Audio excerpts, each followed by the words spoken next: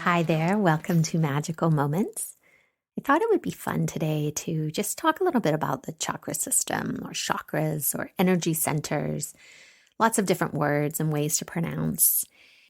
And some of you might be very, very familiar with the chakras, and other people not so much. And then a lot of us falling somewhere in the middle.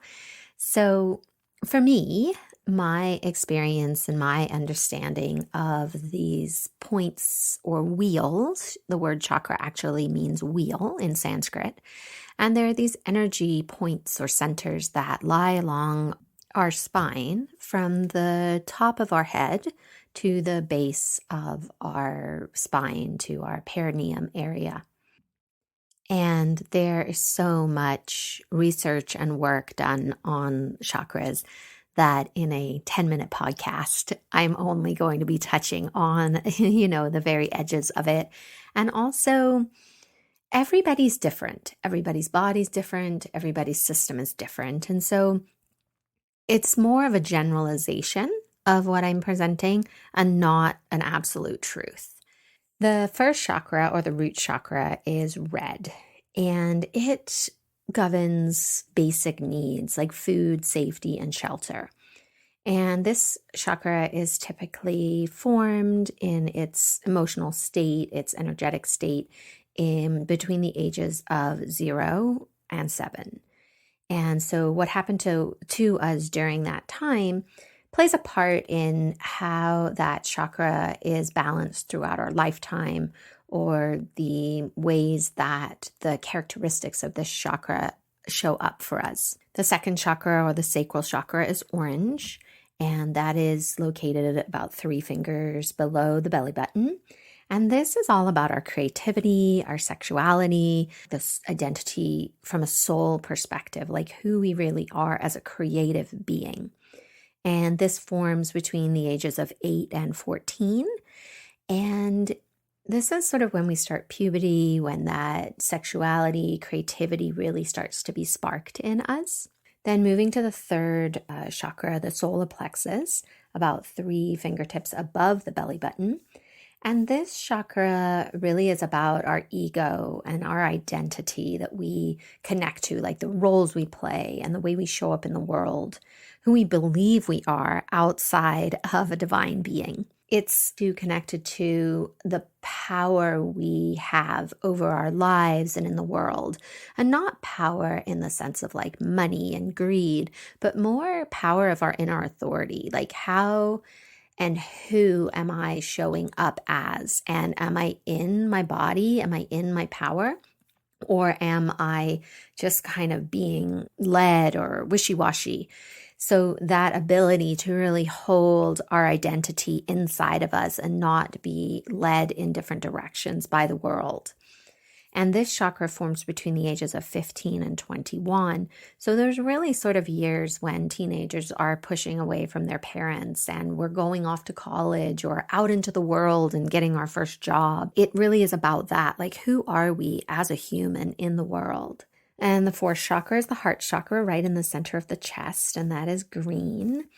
And this is all about how we love ourselves, how we love each other, how we love our planet.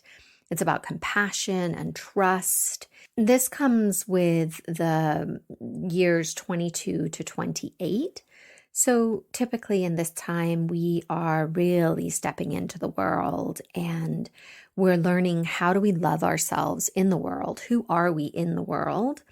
And typically our first big romance that isn't sort of our high school, college love, but that bigger, I'm a little bit older now and I'm really falling in love. And that's because this heart chakra is really being created, finding its place inside you. Then we move on to the throat chakra, the fifth chakra, and this is at the throat, and it's connected to the thyroid. It's a big part of finding our voice in the world. Like, now that we are sort of anchored into our life, some of us are married, we've already had these big life experiences happen to us. This one is the age 29 to 35.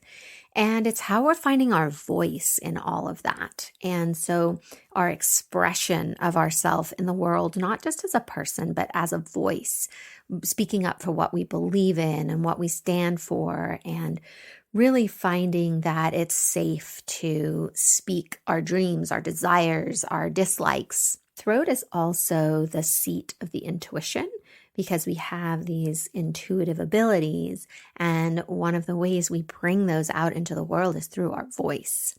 So that is connected to the intuition, as is the third eye, which is the sixth chakra.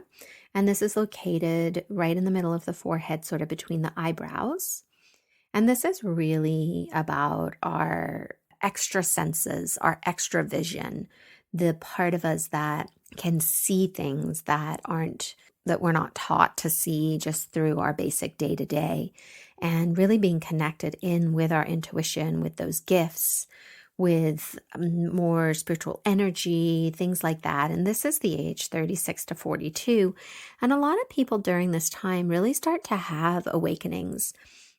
They've lived enough life where they start to question, what is it about? Like, there's got to be more. What is happening? And so this starts to spark that intuition, that third eye to begin opening.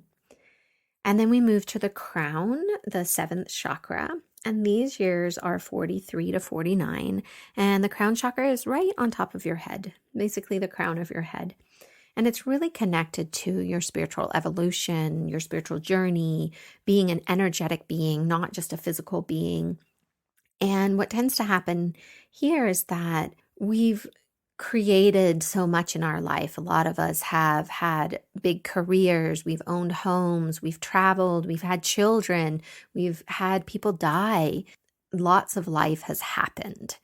And we start to realize that that's really not the crux of life. Like, there's got to be more. I've created all this wealth, I've accumulated all these things and these relationships, and I've done all this stuff, and yet I'm still searching for happiness and belonging and contentment.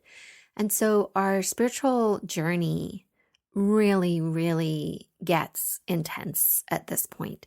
And we find that more and more things are coming into our awareness. We're awakening more, and we're really starting to get deep into that question of, why are we here? Who am I? Who am I underneath this body, this suit, earth suit that I wear while I'm here? What is really the truth of who I am? Again, just to say, right, none of this is 100% true for everybody. Some people are born extremely intuitive with all their senses opened, and they have a very different life path. And so it's more like a general rule of thumb. These are the things that create these developments of these chakras through these different stages of our life. And each of these periods is 7 years, which is significant. In spirituality, there's 7 chakras. They each take 7 years to be formed. And then we create that cycle over again. Once we hit 49, we really do, on a spiritual journey, start going through each of these chakras and untangling the imprints and the traumas and the misunderstandings that were put in place along with these times of development. There's so much more that we could go into, yet I'll leave you with one fun fact that my kids love about the chakras, is that they make a rainbow in your body: red, orange, yellow, green, blue, purple, and violet. Have a great day. Namaste.